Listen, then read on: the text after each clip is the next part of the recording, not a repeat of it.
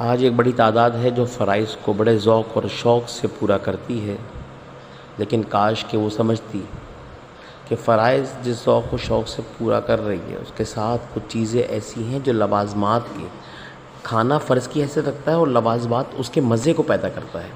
اگر کھانے کے ساتھ لوازمات ہوں تو کھانے کا مزہ دوبالا ہو جاتا ہے، اور لوازمات میں نہیں ہے تو بڑا عجیب پھیکا سا لگتا ہے کھانا۔ اسی طرح سے جب اسلام کی جو عمارت ہے نا، اس کی بنیاد ہے الصلاۃ عماد الدین، نماز دین کا ستون ہے، اور جو ستون ہے نا اس کے وہ پلرس ہیں، وہ بنیادیں ہیں، وہ اس کی وہ ہے جس پر کھڑا ہوگی عمارت پوری۔ لیکن وہ ایک پلر سے دوسرے پلر تک کا جو فاصلہ آپ ڈھانکتے ہیں نا، وہ اخلاقیات کی دیوار ہے۔ اگر اخلاقیات کی دیوار نہیں ہے، اچھی عبادت تو ہے، نماز تو ہے، لیکن جب کلام کرتے ہیں تو جھوٹ بولتے ہیں، جب بات کرتے ہیں تو غیبت کرتے ہیں۔ وہ غیبت جس کے بارے میں آقا علیہ السلام نے فرمایا الغیبت اشد من الزنا، غیبت تو زنا سے بھی بدتر ہے۔ اچھا ہوتا کہ بندہ اپنا منہ کالا کر لیتا، لیکن غیبت نہیں کرتا۔ لیکن ہمارے یہاں غیبت کرنا کوئی برائی ہی نہیں ہے، کوئی عیب سمجھی جاتی نہیں ہے۔ ہمارے وہ لوگ جو روزے تو رکھتے ہیں لیکن اخلاقیات کی دولت سے مالا مال نہیں ہے۔ وہ احباب ہمارے جو زکوٰۃ تو دیتے ہیں، لیکن اس کے بعد طنز و طانے کے ذریعے اس زکوٰۃ کو برباد کر دیتے ہیں۔ ہمارے وہ لوگ جو احسان تو بہت کرتے ہیں مخلوق پہ، لیکن اس احسان کی جو ہے صلہ اپنے رب کے بجائے کہتے ہیں کہ میں نے اللہ کے لیے کیا، عمل میں نے اپنے رب کے لیے کیا، اور اس کا صلہ اپنے رب سے نہیں چاہتے، صلہ جس پر کیا ہے اس سے چاہتے ہیں۔ یہ کیسی عجیب سی صورتحال ہے کہ جب آپ نے رب کے لیے عمل کیا ہے، آپ کا عمل خالصتاً اپنے رب کے لیے ہے، تو پھر صلہ اس سے کیوں چاہتے ہیں جس پر اپنے احسان کیا ہے؟ اس سے کیوں امید مانتے ہیں آپ؟ یہ امید ہی ہے جو آپ کو نا امید کرتی ہے، کیونکہ عمل کرتے وقت آپ نے امید اس سے لگا لی جس کے لیے آپ کر رہے تھے۔ اگر آپ نے رب سے لگائی ہوتی تو رب آپ کو کبھی نا امید نہیں کرتا۔ رب تو خود فرماتا ہے اس کی رحمت سے نا امید نہ ہونا۔ وہ تو انسان کو، بندے کو نا امید نہیں کرتا ہے۔ نا امید تو بندہ دوسرے سے امید لگا کر ہوتا ہے۔ کیسی عجیب صورتحال ہے، کیا عجیب معاملہ ہے۔ کہتے ہیں عمل رب کے لیے ہے، اسے کہتے ہیں ریاکاری، کہ جب میں یہ کہوں کہ میرا رب، عمل سارا رب کے لیے ہے، تو ہونا تو بیسیکلی یہی ہے۔ اسلام کا موٹیو یہی کہ تیرا ہر کام، ہر عمل، جینا مرنا، اٹھنا بیٹھنا، کھانا پینا، تیرا ہر عمل رب کے لیے ہونا چاہیے۔ لیکن میں پھر صلہ دوسرے سے مانگنے لگتا ہوں۔ جب میں صلہ دوسرے سے مانگتا ہوں، عمل رب کے لیے کرتا ہوں، صلہ دوسرے سے مانگتا ہوں، اسے ریاکاری کہتے ہیں۔ اور آقا علیہ السلام فرماتے کہ جہنم کے اندر جو سب سے پہلے 3 لوگ جائیں گے، اس میں ایک عالم ہوگا، دوسرا اس میں سخی ہوگا، تیسرا اس میں مجاہد ہوگا۔ کیسے کیسے درجے ہیں؟ ایک شہادت کے درجے میں فائز ہوگا، ایک سخاوت کے درجے میں فائز ہوگا، ایک علمیت کے درجے میں فائز ہوگا۔ لیکن پھر انجام کیا ہوگا؟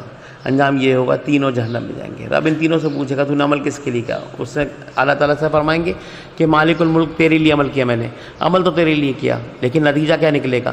نتیجہ یہ نکلے گا کہ وہ اللہ تعالیٰ فرمائے گا نہیں، تو نے جو شہادت کا منصب پایا ہے، تو نے جو لڑائی کی ہے، تو نے اپنے نام کے لیے کی تھی۔ تو چاہتا تھا کہ لوگ تجھے مجاہد کہیں، لوگ تجھے شہید کہیں، تو دنیا میں تیری بڑی واہواہی ہو گئی، اب میرے پاس کوئی حصہ نہیں ہے۔ اے عالم، تو عمل تو کرتا تھا، لوگوں کو دین بتاتا تھا، لیکن اس کے بدلے میں تو چاہتا یہ تھا کہ لوگ تیری پوجا کریں، تجھے مانا کریں، تجھے بڑا سمجھیں، تجھے اچھا سمجھیں، تیری تعریف ہو۔ تیری تعریف دنیا میں مل گئی، اب میرے پاس تیرا کوئی صلہ نہیں ہے۔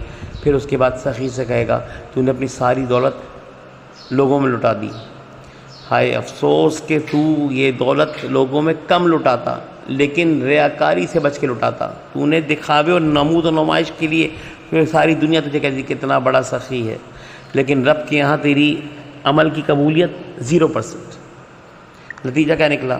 کہ تو بھی جہنم میں جائے گا، وہ تینوں جہنم میں جائیں گے۔ ترمذی شریف کی حدیث مبارکہ یہ ہے، صحیح کے اندر ہے۔ تو ریاکار تو جہنم کے اندر ہے۔